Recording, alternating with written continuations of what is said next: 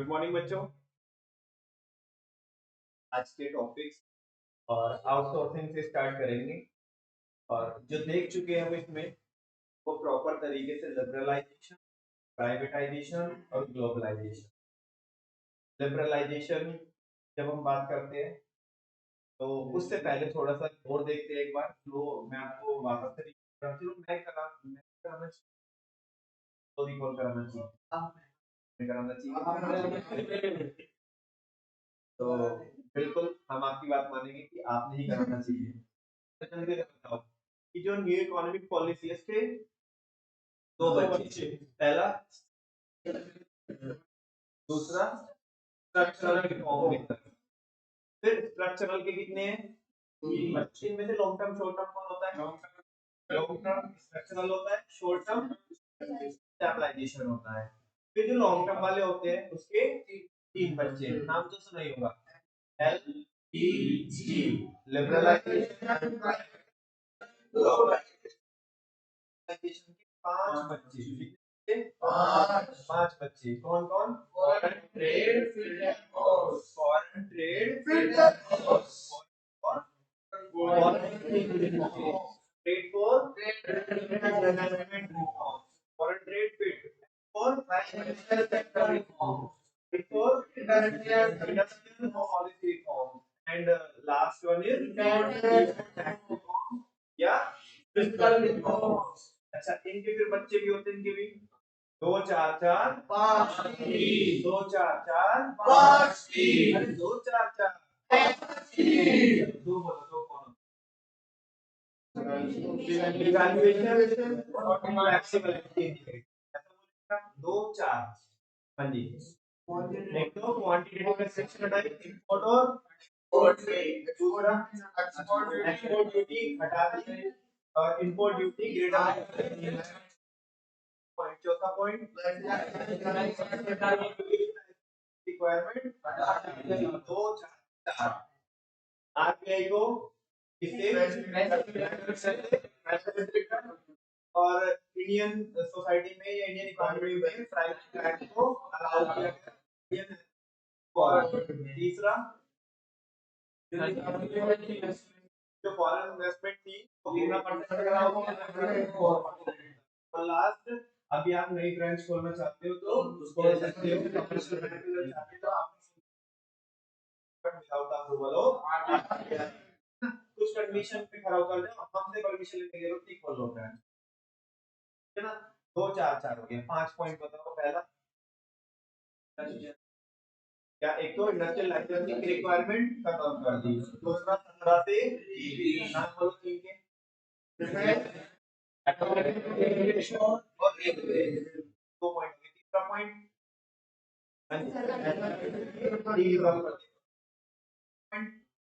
बोलो ना। अगर अब काम करना, हाँ जी, अगर मेंशन करना है, मर्जर करना है, मर्जर डीमर्जर तो उसके लिए और अगर टेक्नोलॉजी इंपोर्ट करनी एग्रीमेंट में क्या जरूरत नहीं है। बात समझ में आती? दो चार चार पांच। बात करते तीन की। डायरेक्ट टैक्स में रिफॉर्म की rates over the period of time tax काफी कम की गई। डीटी की बात करते हैं। फिर आईटी में भी काफी बड़े रिफॉर्म्स हुए और सबसे बड़ा रिफॉर्म है कि 2016 में खास करके 2017 में 1 जुलाई 2017 को जीएसटी लेके आया, है ना। और दोनों के लिए कंप्लायंस क्या की गई? इजी किए गए। इसके बिहाफ पे, टैक्स पेयर के बिहाफ पे, ताकि टैक्स पेयर प्रॉपर कानून को फॉलो करते क्या हो काम हो। तो चार चार पांच पांच। फिर प्राइवेटाइजेशन, प्राइवेटाइजेशन में भी दो चीजें थी। क्या तो गवर्नमेंट प्राइवेट पार्टी को ट्रांसफर कर, प्राइवेटाइजेशन कैसे कर सकते हैं जबकि इसमें से एक वाइया था, है ना। उन्होंने बोला कि वो प्राइवेट पार्टी को ट्रांसफर कर दिया मैनेजमेंट ओनरशिप। दूसरा क्या बोल रहे हैं? पब्लिक को अगर कोई स्टेक बेचा, हालांकि वो जरूरी नहीं है कि उससे प्राइवेटाइजेशन हो, हालांकि डिसइन्वेस्टमेंट क्या होता है? डिसइन्वेस्टमेंट। तो दो चीजें होती थी। फिर पांच पॉलिसी में किसकी पड़ी थी? ग्लोबलाइजेशन। आज मैं ये नहीं पूछ रहा हूँ कि लिबरलाइजेशन क्या, तो सब बच्चों को पता है कि अंदर के जो जो पॉइंटर्स है वो पूछ रहा हूँ। पांच पॉइंट हमने किसके पढ़े थे बच्चों? ग्लोबलाइजेशन। ग्लोबलाइजेशन कैसे इंस्टॉल कर सकते हैं? पहला पॉइंट बोलो, अब बजाएगा, है ना। माइंड में नहीं है ना? जबान पे नहीं फिर दिल में है, जबान पे नहीं। एक तो सबसे पहला पॉइंट था कि जो करेंसी वैल्यू किया था, तो आई थिंक दूसरा पॉइंट था ना, जो मैं बोल रहा हूँ करेंसी का जो डिवैल्यू किया था वो 20% से किया था। पहला पॉइंट कौन है? फॉरेन इन्वेस्टमेंट की लिमिट थी वो 51%, है ना। फिर जो डिवैल्यूएशन किया वो 20%, 2 पॉइंट। हाँ, पैरा को रिप्लेस करके क्या लिया? हाँ, तीसरा पॉइंट चौथा 5 ईयर, हाँ 5 ईयर एक्सपोर्ट इंपोर्ट पॉलिसी लेके आया जो काफी कब तक 92 से 97। फिर पांचवा पॉइंट, हाँ जो कस्टम ड्यूटी के रेट थे वो 2007-8 में घटा करके 25% से घटा करके कितना कर दिए थे? 10%। 10%, यहाँ पे दिक्कत लग रही है मुझे भी, वो तो आ चुकी है आपको 2 4 4 5 की। ये 5 पॉइंट एक बार फिर बोलिएगा कल, फिर एक बार अब पीछे के नहीं बुलवाऊंगा, वो 2 4 4 5 आपके माइंड में सेट हो चुकी है। 5 कल बुलवाऊंगा, एक बार अभी बोल दीजिए। पहला, एक तो फॉरेन इन्वेस्टमेंट की लिमिट वो क्या है? वैल्यूएशन 40% से क्या है?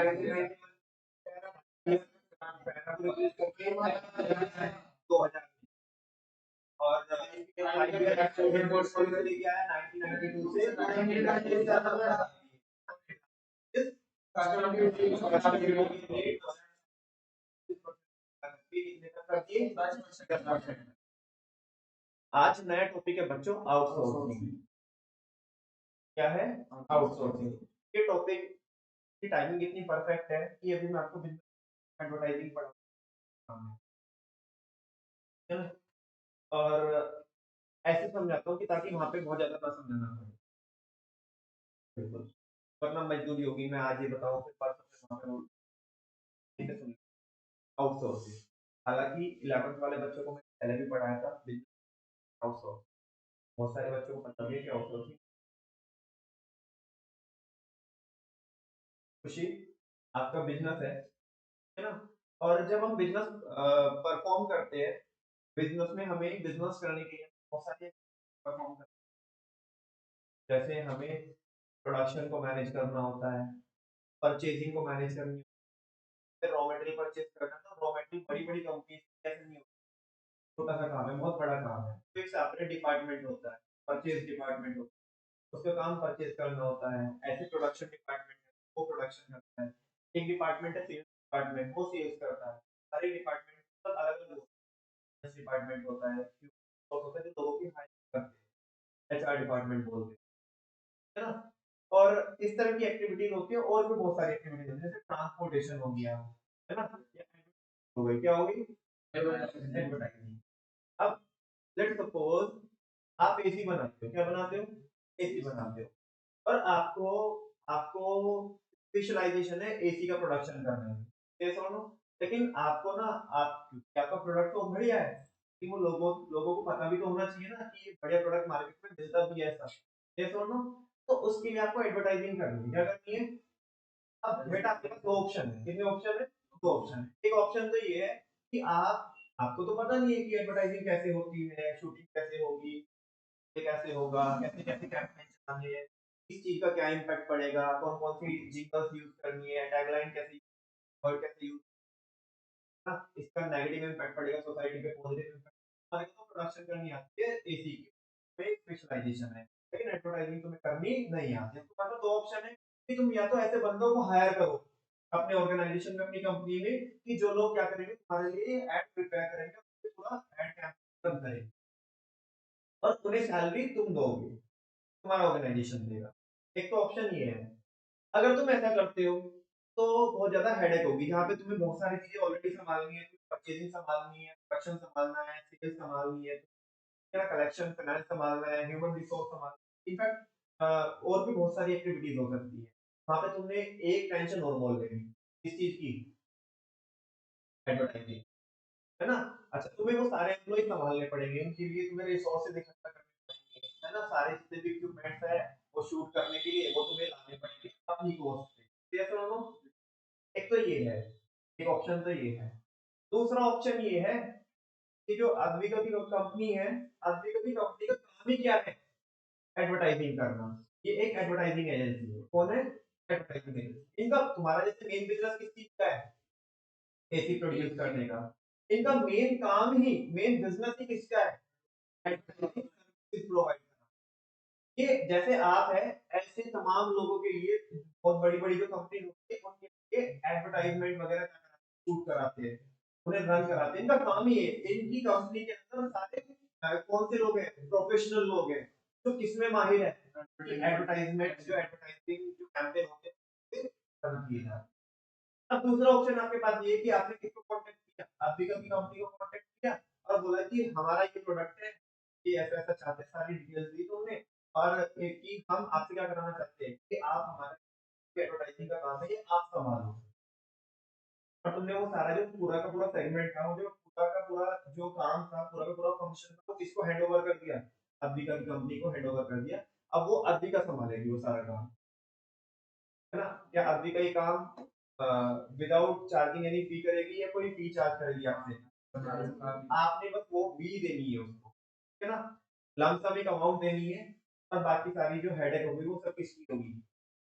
बिकॉज आप तो किसमें स्पेशलाइज नहीं थे? एडवर्टाइज करने में स्पेशलाइज नहीं थे। लेकिन अद्विका की कंपनी का काम ही क्या है? एडवर्टाइज का। सेल्स और आप क्या करोगे? आप उनसे पैसा लेकर के इनके बिहाफ पे क्या करोगे? जस्ट मैंने एग्जांपल दिया। जो सेकंड ऑप्शन है यह है आउटसोर्सिंग, कि आपने अपना काम आउटसोर्स कर दिया। आउटसोर्स मतलब ऐसा काम, मेन काम आउटसोर्स नहीं करोगे आप। सुनो बच्चों, मान लिया अब मैं आपको एग्जांपल देता हूँ। मेरे को पढ़ाना है, तो मैं किसी को ये काम तो नहीं आउटसोर्स कर सकता कि मैं नहीं आऊंगा क्लास में, कोई और आएगा, कोई और आके पढ़ाएगा, क्योंकि ये मेन एक्टिविटी है। ऐसे ही आपके लिए मेन एक्टिविटी है एसी प्रोड्यूस करना, तो आप वो तो किसी को हैंड ओवर नहीं करोगे बिकॉज़ उसमें तो आपका स्पेशलाइजेशन है। लेकिन मेरे को पढ़ाने के लिए और भी तो बहुत सारी एक्टिविटीज लगती है। मेरे को टेस्ट चेक करने होते हैं, टेस्ट बनाने होते हैं, मैनेजमेंट करना होता है ना? वो काम मैं किसी और को दे सकता हूँ। वो एक्टिविटीज जिनमें आपको स्पेशलाइजेशन नहीं है, वापस से सुनना, वो एक्टिविटीज जिनमें आपको स्पेशलाइजेशन नहीं है, कि अगर तुम्हें उनमें इंटरेस्ट भी है लेकिन तुम ज्यादा टाइम नहीं लगाना चाहते, तुम्हें ज्यादा टाइम लगाओगे तुम अपने मेन काम पे क्या नहीं कर पाओगे? फोकस नहीं कर पाओगे, और तुम्हारा फोकस क्या हो जाएगा? डाइवर्ट हो जाएगा, तुम अच्छा परफॉर्म नहीं कर पाओगे। तो जिन एक्टिविटीज में आपको स्पेशलाइजेशन नहीं है, जिन एक्टिविटीज को तुम खुद से ही मैनेज नहीं करना चाहते हो, जब आप वो एक्टिविटीज को किसी थर्ड पार्टी को क्या कर देते हो? हैंड ओवर कर देते हो, और वो काम उससे कराते हो बाय पेइंग एक्स अमाउंट, एक एक्स अमाउंट पे करके। ये सुन लो, इस प्रोसेस को, इस कॉन्सेप्ट को क्या बोलते हैं? आउटसोर्सिंग। कि तुमने अपना काम क्या कर दिया? आउटसोर्स कर दिया। और बच्चों तो जमाना ही किसका है? आउटसोर्सिंग। बड़ी बड़ी कंपनीज या इवन छोटी छोटी कंपनीज भी क्या करती है? सारे काम अपने आप खुद, है ना? कुछ कंपनीज मार्केट में ऐसी होती है जो उनको हैंड ओवर कर देती है वो काम, और उनके बिहाफ पे, मेरे बिहाफ पे, अभी जैसे हम ग्रो करेंगे बच्चों, जैसे जैसे इन फ्यूचर ग्रो करेंगे, तो मैं बच्चों की टेस्ट कॉपी चेक नहीं कर सकता, अभी भी नहीं कर पाता हूँ। बच्चों की मैं तो आपसे क्या कराता हूँ? क्रॉस चेक चेक कराता हूँ, कॉपी को चेक करते हैं, बहुत टाइम लगेगा, तो हम क्या नहीं कर पाएंगे? मैनेज नहीं कर पाएंगे। हाँ, और तो हमने क्या किया कि एक कंपनी को ऐसे वो कॉन्ट्रैक्ट दे दिया जिनका काम ही क्या है? कॉपी चेक करना। उन्होंने बहुत सारे जो वेल क्वालिफाइड टीचर्स हैं वो बैठा के रखी है, वो क्या करते हैं? कॉपी चेक करते हैं, जो टेस्ट सेट करते हैं, पेपर सेट करते हैं, तो ये काम हैंड ओवर से काम हमने क्या किया? आउटसोर्स कर दिया। आजकल लगभग हर एक फील्ड में क्या होती है? आउटसोर्स। जैसे मैं आपको बताऊं, जो बच्चे बिजनेस स्टडीज पढ़ के आते हैं एंड मैनेजमेंट कंसल्टेंट, है ना? तो देखो, वो जो प्लेसमेंट एजेंसी होती है उनका काम ही क्या होता है? तो आपको एम्प्लॉइज की जरूरत है, किसकी जरूरत है? एक तो ये है कि किसी को भी तो अक्कड़ बक्कड़ वो में वो करके तो किसी को भी रखते होगे अपनी कंपनी में प्रॉपर। एक उसकी एक सिलेक्शन प्रोसेस होती है, रिक्रूटमेंट प्रोसेस होती है ना, आपकी स्टाफिंग की प्रोसेस होती है। तो उसमें स्टेप्स होते हैं, बिजनेस वाले बच्चे समझ पा रहे होंगे वो पूरी प्रोसेस क्या होती है कि कैसे कैसे। तो आपको इंटरव्यू कंडक्ट कराने हैं ना, उनका बैकग्राउंड चेक करना है, उनकी क्वालिफिकेशन, उनका इंटरेस्ट चेक करना है ना? तो बहुत सारी चीजें हैं। जॉब कॉन्ट्रैक्ट बनाना है, उन्हें ऑफर देना है, फाइनली उनकी सैलरी डिसाइड करनी है। तो अब इसमें तुम्हारे को तो अगेन अपने प्रोडक्शन जो तुम एसी बनाते हो उसमें तुम्हें क्या है? स्पेशलाइजेशन है। लेकिन तुम्हारे को एम्प्लॉइज को हायर कैसे करना है ये तो आता नहीं है। अगेन तो तुम्हारे पास ऑप्शन है, या तो तुम अपनी ही ऑर्गेनाइजेशन जो एचआर है, ह्यूमन रिसोर्स मैनेजर है, उसको क्या करो, हायर करो, एक पूरी टीम बनाओ, और वो तुम्हारे लिए पूरे ऑर्गेनाइजेशन के लिए क्या करेगी, एम्प्लॉय हायर करेगी। तो तुम बहुत ज्यादा टेंशन, क्योंकि तुम्हें ना, तुम्हें उन्हें भी मैनेज करना पड़ेगा, किन्हें भी, जो वो एचआर डिपार्टमेंट है, क्योंकि वो भी तो तुम्हारे employee है। तुम ये टेंशन मोल नहीं लेना चाहते हो, तुमने एक एजेंसी को काम दे दिया जिसका काम ही क्या है, लोगों की हायरिंग करना। तो तुमने जो एचआर वाला ये काम है, ये क्या किया, आउटसोर्स कर दिया। पहले वाले में मैंने एग्जांपल दिया था, वो क्या था, वो किसका था, एडवर्टाइजिंग। तो एडवर्टाइजिंग का काम आपने क्या किया, आउटसोर्स किया। और भी इसके एग्जांपल हो सकते हैं बच्चों। आपको जब आप बिजनेस करते हो तो आपको वेरी गुड पैकेजिंग का एक एग्जांपल हो सकता है। या तो पैकेजिंग करने के लिए तुम अपने खुद के बंदे बैठाओ अपनी सैलरी पे, सैलरी मतलब तुम दोगे उन्हें, और वो पैकेजिंग करेंगे। या तुमने एक एजेंसी को हैंड ओवर कर दिया कि वो ही सब सब क्या करेंगे, पैकेजिंग वो देखेंगे, तुम तो नहीं बस एक लमसम इकट्ठे अमाउंट दोगे। ये सुनो, ऐसे बच्चों अकाउंटिंग होती है, क्या होती है, या तो तुम अपना अकाउंट डिपार्टमेंट बनाओगे, और वहां पे जितनी भी तुम्हारे ऑर्गेनाइजेशन में क्या होती है, ट्रांजेक्शन्स होती है, उनको रिकॉर्ड करते हैं। और उन बंदों को, जो अकाउंट्स डिपार्टमेंट के बंदे हैं, उनको हम सैलरी दे देंगे अगर हमारा ऑर्गेनाइजेशन। तो दूसरा ऑप्शन हमारे पास ये है कि हमने अपने कोई बंदे नहीं बैठा के रखी है, एक कंपनी है, एक सीए फर्म है, जिसका काम ही क्या है, अकाउंटिंग करना। बात समझ में आ रही? तो हम तो जितनी भी ट्रांजेक्शन हमारे यहाँ पे होती है, जितने बिल्स वगैरह होते हैं, परचेजिंग के, सेल के, खर्चे, जो भी ये सारी चीजें, हम तो वो सारा जो डेटा है, डेटा का डंप उन्हें मेल कर देते हैं हम। अब वो अकाउंटिंग करते हैं हमारे लिए, हम उन्हें पैसा देते हैं।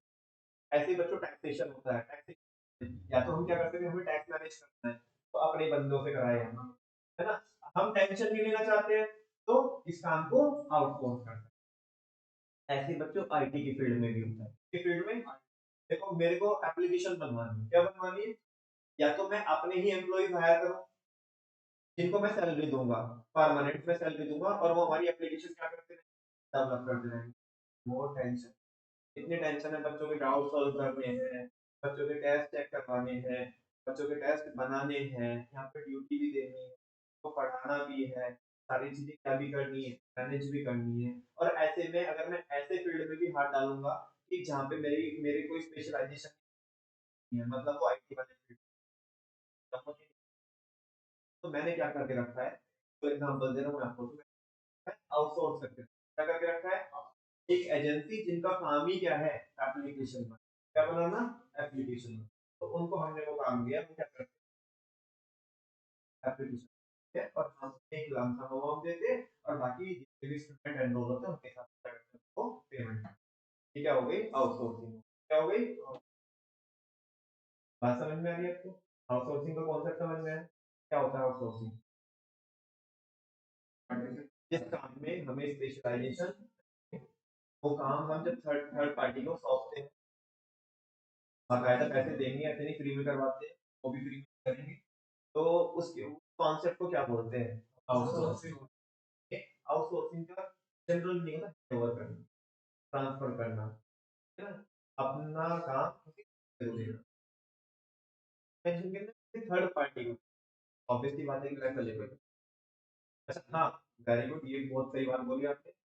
ऐसी एजेंसी को देंगे जिसको उसी काम में क्या हो, क्योंकि उनका तो मेन काम ही वही है। बात समझ में आ रही है? देखिए, outsourcing refers to contracting out some of its activities. Outsourcing का मतलब होता है कॉन्ट्रैक्ट देना, है ना, कॉन्ट्रैक्ट आउट करना, किसको, कुछ एक्टिविटीज को, टू अ थर्ड पार्टी, किसको, थर्ड पार्टी को, that was earlier performed by the organization. पहले हम ही परफॉर्म कर, है ना, हम परफॉर्म कर रहे थे, हमारे से वो चीजें समझ नहीं थी, तो जैसे मैं टेस्ट क्या कर रहा हूँ, अपने आप पे बना रहा हूँ, है ना। लेकिन अगर लेट्स सपोज हम अपना स्कोप बढ़ाते हैं, और मैं दो थियरी के सब्जेक्ट और पढ़ाना चालू करता हूँ, तो मैं तो पागल हो जाऊंगा। कभी इसका टेस्ट बनाओ, कभी इसका टेस्ट बनाओ, उसमें भी 11th क्लास अलग है, 12th क्लास अलग है, अलग अलग सब्जेक्ट है। कहाँ तक क्वेश्चन अच्छे अच्छे छाट करके और प्रॉपर बनाने में एक एक टेस्ट को तो मान के एक दिन आदत से ज्यादा समय लगता है। तो मैं यहाँ पे बैच कब ले पाऊंगा, ले नहीं पाऊंगा। बात समझ में? तो उस केस में बच्चों, एक कंपनी है जिसका काम ही क्या है, टेस्ट सेट करना, बहुत सारे ऐसे वो भी आते हैं, एडवर्टाइजमेंट आते हैं मेरे को कि हमारी सर्विसेज हम इस तरह के टेस्ट है ना, जस्ट वन क्लिक में तुम बस उसमें क्या ही बेस्ड है, क्या डालो कि लेवल ऑफ क्वेश्चन क्या होना चाहिए, क्वेश्चन एनालिसिस वाले होने चाहिए, और हम क्या कर देंगे टेस्ट जनरेट कर, है ना। तो अगर हम ये काम ऐसे कर किसी एजेंसी को सौंप देते तो इसका मतलब हमने आउटसोर्स। और आजकल जितने भी जैसे ग्लोबल तुम बोलोगे भैया कि ये कौन सा पढ़ा के अचानक से लिबरलाइजेशन आउटसोर्सिंग कहाँ से है? बेटा ग्लोबलाइजेशन की वजह से ये कॉन्सेप्ट आया है आउटसोर्सिंग।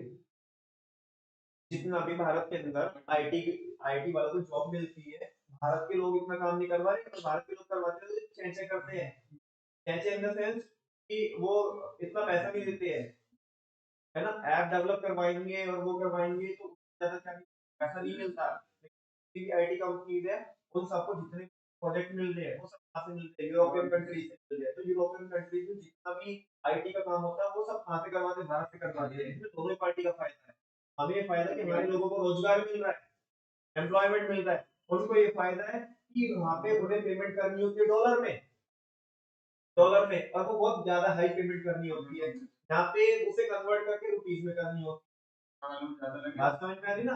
तो हाँ, यहाँ वाले को तो ज्यादा लग रही है वो जो कन्वर्जन रेट का फर्क आ गया, और वहां उन्हें वो जो पे कर रहे लग रहा है एक छोटी सी अमाउंट देकर के क्या हो जा रहा है, तो दैट्स व्हाई वो सारी यूरोपियन कंट्रीज में जो भी आईटी का काम होता है वो सारा भारत से करवाते हैं, भारत के इंजीनियर, और आजकल तो डिमांड भी बहुत ज्यादा है। तो दैट्स व्हाई आउटसोर्सिंग पढ़ा जा रहा है कि ग्लोबलाइजेशन की वजह से कि जो काम अब कोई कंट्री अपने आप नहीं कर सकती, कर सकती है आउटसोर्स, दूसरी पार्टी को भी क्या कर सकती है आउटसोर्स। जैसे हमारे स्कूल में प्रैक्टिकल हो रही है फिलहाल, हाँ आउटसोर्सिंग जैसे प्रैक्टिकल हो रहे हैं मतलब वो नहीं, ये ना इस ये आउटसोर्सिंग मतलब यहाँ पे तुम्हारे पास ऑप्शन नहीं था कि तुम ऐसे ही अपने ही टीचर से क्या करा सकते हो, ये तो एक अरेंजमेंट है, एक व्यवस्था है कि जहाँ पे कोई एक तो न्यूट्रल पार्टी आकर के तुम्हारे बच्चों को क्या करेगी, मतलब एक टाइप से तुम उन बच्चों के नॉलेज को क्या करेगी चेक करेगी। तुम्हारे पास ऑप्शन ये नहीं था कि तुम चाहे तो खुद भी इंटरनली भी ले लो प्रैक्टिकल, बात समझ में आ रही है ना, ये तुम्हारे स्कूल वालों ने खुद से अपनी मर्जी से करा है, ये तो सीबीएसई की व्यवस्था है ना, उनकी एक प्रोसेस है, बात समझ में, ये आउटसोर्सिंग, ठीक है। तो once again outsourcing refers to contracting out some of its activities, अपनी कॉन्ट्रैक्ट आउट कर देना थर्ड पार्टी को देना, which that was earlier performed by the organization, जो पहले हम परफॉर्म कर रहे थे। For example, many companies have started outsourcing security services to outside agencies on a contractual basis। तो बिग एग्जांपल दूंगा मैं, देखो हमें क्या करना है अपने ऑर्गेनाइजेशन में सिक्योरिटी सर्विसेज अवेल करनी है, सिक्योरिटी हमें इंस्टॉल करनी है ना, उसके लिए फिजिकल सिक्योरिटी भी हो सकती है और बाकी सीसीटीवी वगैरह भी हो सकते हैं, बाकी दूसरे भी हो सकते हैं, कोई एक्सीडेंट अलार्म हो सकता है, इंसिडेंट अलार्म हो सकता है। तो अब क्या तो ये है कि हमें जो बॉडीगार्ड रखने हैं वो हम अपने एम्प्लॉय बोल के उन्हें हायर करें बॉडीगार्ड को, क्योंकि सैलरी हम देंगे, वरना एक एजेंसी ऐसी है जिसका काम ही क्या है कि वो बॉडीगार्ड प्रोवाइड कराती है, हमने उस एजेंसी को पैसा दिया वो अपने बंदे भेजेगा। अब सुनो, मान लो कुछ हुआ, कोई सिक्योरिटी में ब्रीच हुआ, है ना, तो उसकी जिम्मेदारी हमारी नहीं है, उस एजेंसी की है कि उन्होंने अच्छे से उन्होंने अपनी एंड से अच्छा काम परफॉर्म किया। जैसे एक और चलो एक एग्जांपल और देता हूँ आपको, बिल्कुल लाइफ एग्जांपल है।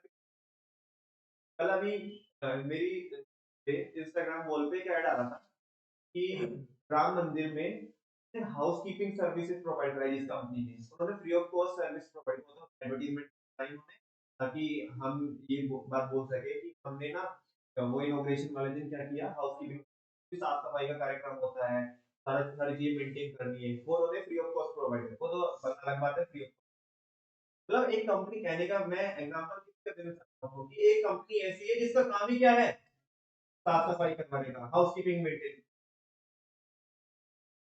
हाउस हाउस कीपिंग का काम है ना।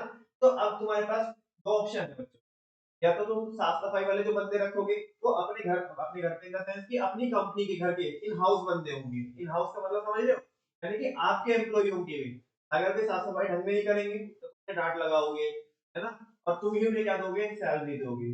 और अगर तुम ये नहीं करना चाहते हो तो दूसरा ऑप्शन क्या है तुम्हारे पास, आउटसोर्सिंग।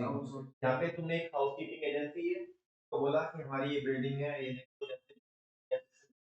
अपने हिसाब से पैसा चार्ज करेंगे, हमें उसी के हिसाब से बन के देंगे। और आजकल ज्यादातर ज्यादातर काम आउटसोर्स, क्योंकि टेंशन लेना ज्यादा ही नहीं है ना। हम तो बस केवल उस पर फोकस करेंगे जो हमारा मेन काम है, बाकी सारी चीजें पैसे दे करके कंपनी से कराएंगे।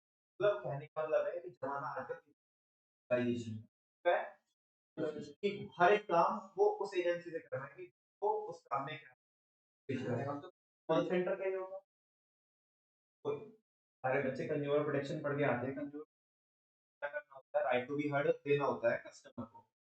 कस्टमर को राइट टू हर्ड देना है, तो या तो उनके पास वो अपने ही बंदे बैठा सकते हैं वो प्रॉब्लम सुनेंगे कस्टमर, वरना कॉल सेंटर होते हैं, क्या होते हैं, हर एक कंपनी कॉल सेंटर पैसा देती है, भाई तुम्हारे यहाँ पे बहुत सारे बंदे, उनकी प्रॉब्लम सुन करके हमारे कस्टमर प्रॉब्लम सुन, प्रॉब्लम को रिड्रेस आप ही करें। अब बच्चों एग्जाम में अगर ऐसा लिखने आए ना कि आउटसोर्सिंग की सर एग्जांपल दे, कम से कम इतना रिवाइज कर देना कि चिल्ला चिल्ला के आपको कम 10 एग्जांपल अभी बताया मैंने, अभी तो एक ही बुलेट पढ़ा है, उसका भी एग्जांपल अभी नहीं। ऐसा मत करना कि 3 एग्जांपल भी वहां पे लिखे हैं। हाउसकीपिंग हो गया, सिक्योरिटी सर्विसेज हो गया, आईटी सर्विसेज हो गया, अकाउंटिंग हो गया, टैक्सेशन हो गया, एडवर्टाइजिंग हो गया, और स्टाफिंग हो गया, कॉल सेंटर हो गया, बिल्कुल कैब सर्विस, जो चाहे, है ना। तो जो जो बिजनेस में जो बड़ी बड़ी एग्जांपल के तौर पे बुक कीपिंग हो गया। For example many companies have started outsourcing security service, ये सारी कंपनी ने क्या किया है, आउटसोर्सिंग सर्विस को, सॉरी सिक्योरिटी सर्विसेज को आउटसोर्स करना चालू किया है, इस बेसिस पे कॉन्ट्रैक्चुअल बेसिस, है ना। जैसे बॉडीगार्ड मूवी में देखा होगा ना, हाँ वो किसको फोन करते हैं, एजेंसी को फोन करते हैं, वो किसको भेजते हैं, बॉडीगार्ड को। बात समझ में आ रही ना। आगे पढ़ना, अरबी का पढ़ना है वाला बोले।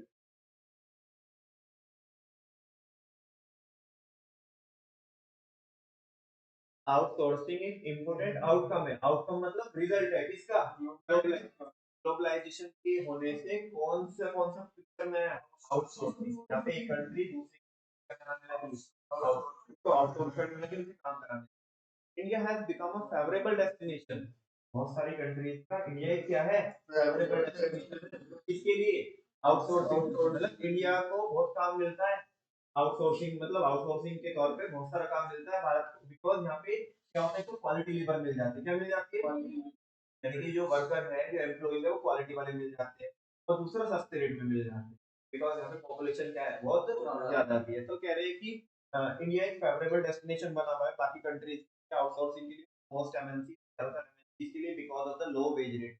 वेज रेट क्या है, हमें and availability of skilled man, और मतलब आईटी के फील्ड में और मेडिकल के फील्ड में, हालांकि मेडिकल के फील्ड में कमी है, लेकिन जो है वो अच्छे हैं।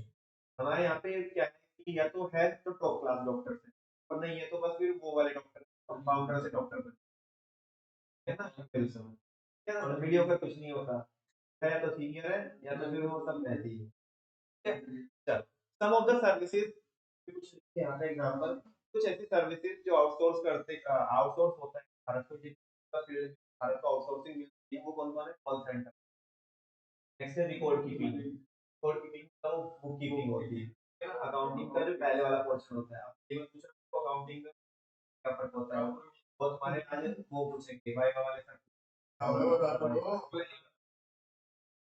देखना, हाँ, देखना भी अकाउंटिंग में क्या फर्क होता है। अकाउंटिंग रिकॉर्ड कीपिंग बताई थी मैंने, बुक कीपिंग बता देता हूँ। जो रिकॉर्ड कीपिंग होती है, जो बुक होती है, वो इनिशियल प्रोसेस होती है ना, अकाउंटिंग बाद वाली प्रोसेस होती है, बाद में क्या होती है, अब वो तुमने जो भी बोलोगे तुम्हें समझ, रिकॉर्डिंग, क्लासिफाइंग, एनालाइजिंग, अब वो कुछ भी।